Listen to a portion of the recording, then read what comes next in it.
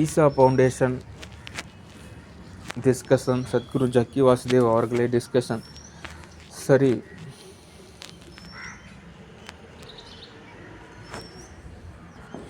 யதார்த்த ரீதியாக ரொம்ப வருஷத்துக்கு முன்னாடி ஈஷாவில் இருந்தபோது சரியான உணவு, சரியான உறக்கம், சரியான வாழ்வியல் இருந்தபோது இன்னும் கொஞ்சம் ஒரு 7 அடி உயரம் வளர்ந்துருக்கலாம். ஆனால் சூழ்நிலையில் அந்த வயிற்றை பிடிச்சி திலகவதி இழுத்து என்னை ரொம்ப டேமேஜ் பண்ணிருச்சு. ஆனாலுமே இப்போ ஆசிரமம் அப்படின்றத விட ஒரு படி மேலே தான் நான் இருக்கேன். ஓகே, சரி. ஆனாலுமே நான் நிறைய விஷயம் கடந்து போகணும்னு நினைக்கிறேன். சரி, நான் இப்போ என்ன சொல்ல வரேன்றதை நீங்கள் தெளிவாக புரிஞ்சுக்கணும். இப்போ ஓகே, இப்போ கிட்டத்தட்ட சத்குருக்கு சமமான ஒரு குரு நிலையில் நான் இருக்கிற மாதிரி தான் நிறைய பேர் சொல்கிறாங்க. அதுதான் ஸ்டேட்டஸாக இருக்குது. ஆனால் இதெல்லாமே ஓகே. இப்போது நீங்கள்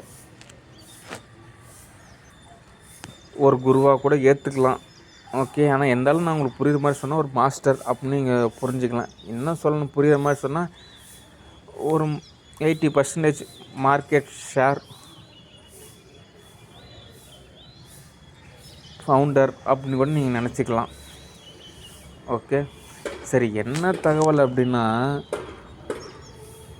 தமிழ்நாட்டில் தமிழ் மொழி அப்படின்றது சப்தரிசியில் ஒருத்தரான அகத்தியர் தான் உருவாக்குனார். ஓகே, அந்த தமிழ் மொழிக்கு ரியாலிட்டியாகவே 2000 வருஷம் ஆதாரம் இருக்குது. இன்னும் ரொம்ப நுட்பமாக 4000 வருஷம் சொல்கிறாங்க. இன்னும் நுட்பமாக போனால் 10,000 வருஷம் சொல்கிறாங்க. இன்னும் நுட்பமாக போனால் ஒரு மிகவும் தொன்மையான மொழி அப்படின்றாங்க. இன்னும் நுட்பமாக போனால் குமரி கண்டமெல்லாம் இருந்தது அப்படின்றாங்க. இன்னும் நுட்பமாக போனால் எல்லாமே உண்மை தான் அப்படின்றாங்க. ஓகே, அதனால் தமிழ்நாட்டில் தமிழ் பேசுகிறதுன்றது கேவலம் கிடையாது, அதுதான் கௌரவம். ஓகே, ஆனால் தமிழ்நாட்டில் ஆங்கிலத்தில் பேசுகிறப்போ மற்ற நாடுங்களுக்கு ஓரளவு தோதாகும். ஆனால் அவங்க இலக்காரமாக தான் நினைப்பாங்க. ஏன்னா நமக்குன்னு ஒரு கலாச்சாரம் இருக்குது, பண்பாடு இருக்குது, ஒரு பாரம்பரியம் இருக்குது. ஓகே, அதனால் இங்கிலீஷில் தான் பேசணும், இங்கிலீஷ்காரங்க தான் எல்லாமே, அப்படிலாம் ஒன்றுமே கிடையாது. ஓகே, ஆனாலும் யதார்த்த ரீதியாக ஒரு ஃபங்க்ஷன் அப்படின்றப்போ 2-3 நாள் முன்னாடி எல்லாமே தோது பார்க்கணும். கடைசி நேரத்தில் வந்துட்டு எல்லாமே தோது பார்க்குறதுன்றது ஒரு சிரமம் தான். ஓகே, இப்போ எனக்குமே சூழ்நிலை என்னதுன்னு தெரிஞ்சிருந்துச்சுன்னா நான் இந்த மாதிரி பிஎஸ்என்எல் சிம் ஒன்று வாங்கியிருப்பேன். ஓகே, நிறைய விஷயம் தோது அமைச்சிருக்கலாம். கடைசி நேரத்தில் போயிட்டு எல்லாமே தோது பார்க்குற மாதிரி ஆயிடுச்சு சூழ்நிலை. அதில் தான் எரர் ஏற்பட்டுருச்சு. ஓகே, தமிழ்நாட்டில் ஆசிரமம் இருக்குது. அந்த சேவாதார் நிலை, அதாவது சிவன் அப்படின்றவர், அவர்னா வெளிநாட்டுக்காரரா? தமிழ்காரர் தென்னாட்டுடைய சிவனே போற்றி. அவர் எந்த நாட்டு? இங்கே தான் சொல்கிறாங்க, சவுத் இந்தியா சொல்கிறாங்க. இங்கே தான் அவருக்கு அப்பர், திருஞான சம்பந்தர், சுந்தரர், மாணிக்கவாசகர் பாட்டு பாடினது. இங்கே தான் நிறைய கோவில் இருக்குது. அதுக்கப்புறம் இங்கேருந்து நார்த் இந்தியா. ஓகே, அவ்வளோதான். அதனால் அவருக்கு புரிகிற மாதிரியான மொழியில் நம்ம வழிபாடு செய்கிறப்ப தான் அவருடைய ஆசீர்வாதம் கிடைக்கும். ஓகே, அவங்களாம் ரொம்ப பெரிய புத்திசாலிங்க. பார்த்தா உங்களுக்கு அதெல்லாம் புரிகிறப்போ ரொம்ப சாதாரணமாக தெரிகிற மாதிரி தெரியும். நம்ம தான் அவங்களுக்கு தோசை செஞ்சு கொடுக்குற மாதிரி தெரியும். ஆனால் அவங்க அப்படி கிடையாது. அவங்களாம் பயங்கரமான புத்திசாலிங்க.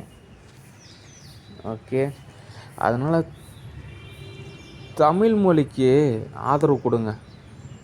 ஓகே, அடுத்து எப்பவுமே சத்குரு பேசுனதுக்கப்புறம் இன்னொருத்தர் தமிழில் டிரான்ஸ்லேஷன் பண்ணிட்டு எல்லாமே பேசுவாங்க. ஆனால் இந்த டைமு ஏதோ ஃபாரினர்ஸுக்கு மகா சிவராத்திரி ஆன மாதிரி, தோதான மாதிரி ஒரு நிலை. அதெல்லாம் பூரா ஹிந்தி பாட்டு. தமிழ் மகா சிவராத்திரினா தமிழில் தான் எல்லாமே ஃபங்க்ஷன் நடத்தணும். ஓகே, அதுக்கு தான் நான் காசு கொடுத்தேன். ஓகே, எனக்கே புரியாத பாஷையில் எதுக்கு மகா சிவராத்திரி? அதுக்கு பேசாமல் நீங்கள் கம்முன்னு கிளம்பி யூஎஸ்ஏக்கு போயிருங்க, அங்கே மகா சிவராத்திரி கொண்டாடுங்க. இல்லை கம்முன்னு நார்த் இந்தியாவுக்கு போயிருங்க, அங்கே மகா சிவராத்திரி கொண்டாடுங்க. ஓகே, என்னுடைய நாட்டில் என்ன ரூல்ஸ் அண்ட் ரெகுலேஷனோ அதுதான் ஃபாலோ பண்ணணும்.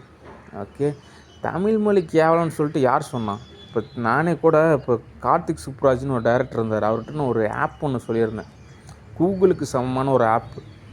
அதை ரெடி பண்ண சொன்னேன். அவரும் இத்தனைக்கும் ஆப்பெல்லாம் ரெடி பண்ணுவாப்படி. அது பெங்களூர்லாம் அவர் படிச்சிருக்காப்படி. ஆனால் அவர் தோதாகலை. நிறையா விஷயம் நான் யூஎஸ்ஏக்கு மாற்று தீர்வாக நிறைய விஷயம் கண்டுபிடிச்சிருக்கேன் அட்வான்ஸ் லெவலில். ஓகே. இப்போ யூஎஸ்ஏவோட பல மடங்கு, எத்தனை மடங்குனா லட்சத்தில் போயிட்டுருக்கேன். இப்போ அவங்கெல்லாம் பார்த்திங்கன்னா 1, 2, 3, 4, 100களில் இப்படி இருக்காங்க. நான்லாம் அவங்களோட எந்த அளவு டெக்னாலஜியில் இருக்கேன்னா லட்சக்கணக்கில் பர்சன்டேஜ் அளவில் டெக்னாலஜியில் இருக்கேன். அவங்களோட பல லட்சம் மடங்கு டெக்னாலஜி அட்வான்ஸில் இருக்கேன். ஓகே. எனக்கு கேஷ் கிடைக்கலன்னா பயங்கரமாக டெவலப் பண்ணிடுவேன். ஓகே. அதனால் தமிழ் அப்படின்றப்போ அதுக்கு உண்டான நியதியெல்லாம் இருக்குது. பஸ் வசதி சரியாக கிடைக்கல, கூட்ட நெரிசல், நிறையா விஷயம் கரெக்டாக தோது பார்க்கணும். வாலண்டியர்ஸ் அப்படின்றவங்க அவங்களும் ஒரு மென்மையானவங்க தான். அவங்க கூப்பிட்டு ரூல்ஸ் அண்ட் ரெகுலேஷன் சொல்லிட்டோம்னா அதை அவங்க கரெக்டாக ஃபாலோ பண்ணிக்குவாங்க. நிறையா ஏற்றத்தாழ்வு, மிஸ் அண்டர்ஸ்டாண்டிங், வைப்ரேஷன் மிஸ் ஆகிடுச்சு. அடுத்த டைமாவது நிறையா செலிப்ரேஷன், நிறையா கட் அவுட்டு, நிறையா கம்பெனிஸு நிறையா விஷயத்த ஸ்பான்சர் பண்ணுறப்போ அந்த நாளானது ஒரு நல்ல ஒரு எல்லா விதத்துலையும் தோதாகும். அதே சமயத்தில் ஸ்பிரிச்சுவல் நிலையிலையும் தோதா அமைச்சிக்கலாம். ஒரு யாகம் வளர்த்தலாம். எல்லாமே ஒரே பேக்கேஜை நம்ம மூவ் பண்ணலாம்.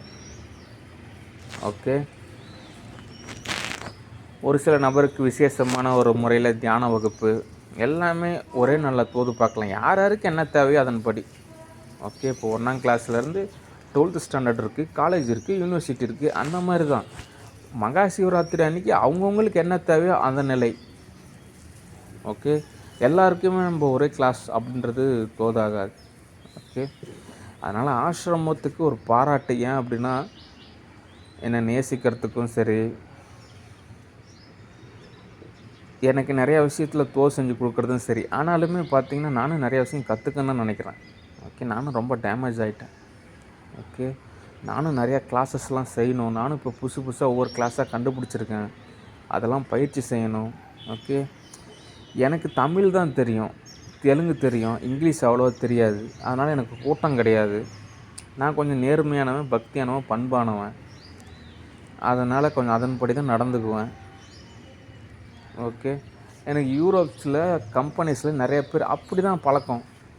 அம்பானி அந்த மாதிரி தான் எனக்கு அவ்வளோ பழக்கம். ஆர்டிஸ்ட்டு, இந்த ஸ்டூடியோ அந்த மாதிரி தான் எல்லாம் ஹை லெவலில் இருக்கிறவங்க தான் எனக்கு எல்லா வகையிலுமே ஓரளவு பழக்கம். அவங்கள சந்திக்கிறதுன்றது தான் எனக்கு கொஞ்சம் சிரமமாக இருக்குது.